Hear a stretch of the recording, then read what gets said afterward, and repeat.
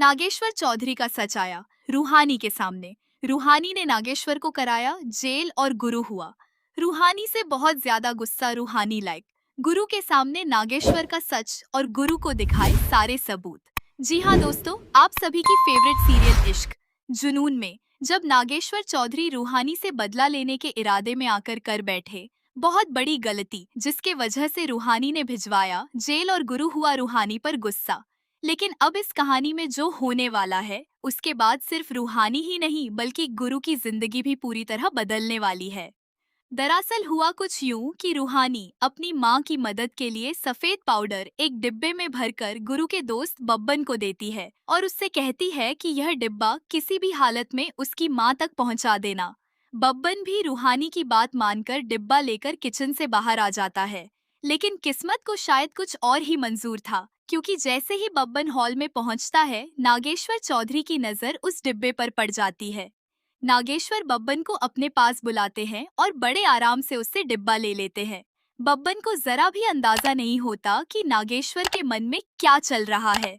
रूहानी से पुरानी दुश्मनी और अपमान का बदला लेने की आग में जल रहे नागेश्वर चौधरी इसी मौके का फायदा उठाते हैं और उस पाउडर में जहरीला पदार्थ मिला देते हैं।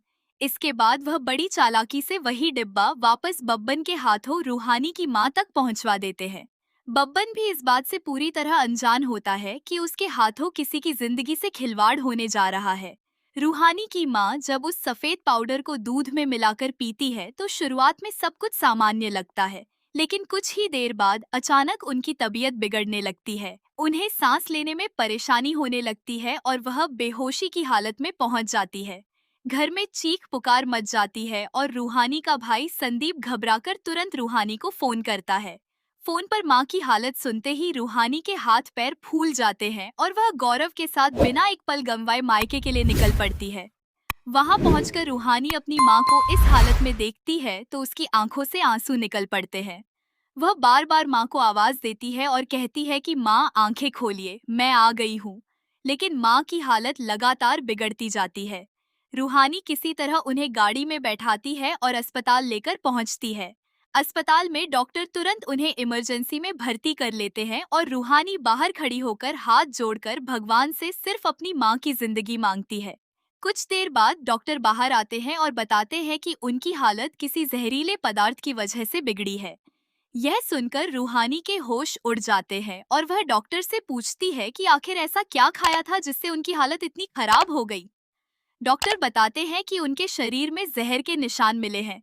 अब रूहानी के सामने सिर्फ एक ही सवाल था कि आखिर उसकी मां को जहर दिया किसने। वह तुरंत बब्बन को बुलाती है और उससे उस डिब्बे के बारे में पूछती है। बब्बन पहले तो डरते डरते बात करता है, लेकिन जब रूहानी उस पर दबाव डालती है तो वह पूरी बात बता देता है कि डिब्बा कुछ देर के लिए नागेश्वर चौधरी के पास गया था।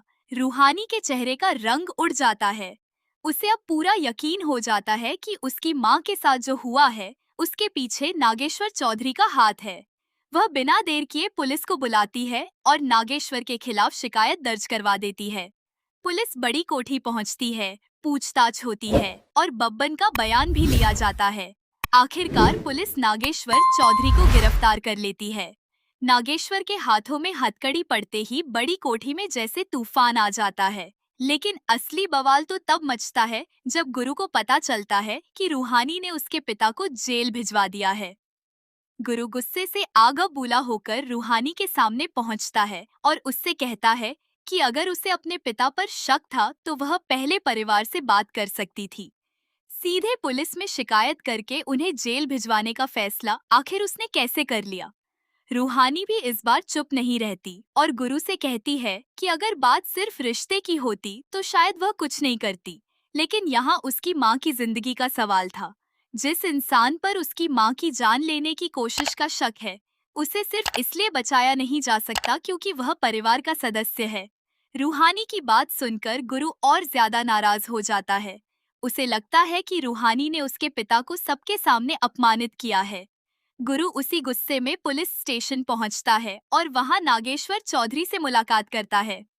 कानूनी प्रक्रिया के बाद वह उन्हें घर वापस ले आता है। नागेश्वर की वापसी के बाद बड़ी कोठी में रूहानी के खिलाफ माहौल और खराब हो जाता है। कुसुम माँ रूहानी को खरी खोटी सुनाती है। जसोलीन भाभी और बंटी भैया भी उसकी बात समझने के बजाय नागेश्वर का साथ देते हैं और दादी तो पहले से ही रूहानी के खिलाफ रहती है, इसलिए उन्हें रूहानी को गलत साबित करने का एक और मौका मिल जाता है। रूहानी सबकी बातें सुनती रहती है, उसकी आंखों में आंसू होते हैं, लेकिन इस बार वह टूटती नहीं है क्योंकि उसे पता है कि उसने अपनी माँ को बचाने के लिए जो किया वह गलत नहीं था। लेकिन रूहानी को क्या पता था कि नागेश्वर चौधरी इतनी आसानी से हार मानने वाले नहीं हैं। बाहर से वह शांत बने रहते हैं, लेकिन अंदर ही अंदर उनके मन में रूहानी के खिलाफ बदले की आग पहले से ज्यादा भड़क चुकी होती है। उन्हें लगता